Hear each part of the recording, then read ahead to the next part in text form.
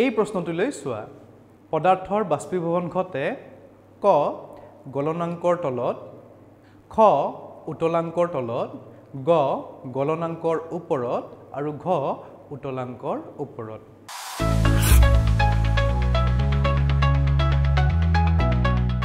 শুদ্ধ উত্তৰটি হ'ল খ উতলাঙ্কৰ তলত তলৰ কোনটো কাৰকৰ বাবে বাষ্পীভৱনৰ হ্ৰাস হাৰ হয় ক উষ্ণতা খ বতাহ গ পৃষ্ঠকালি আৰু ঘ আৰ্দ্ৰতা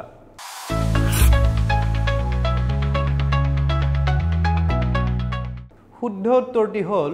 ঘ আৰ্দ্ৰতা বৰফ পানীত উপঙে কাৰণ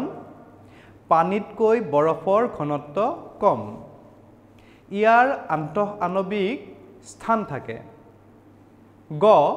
পানীতকৈ বৰফৰ ঘনত্ব বেছি আৰু ইয়াৰ এটাও নহয়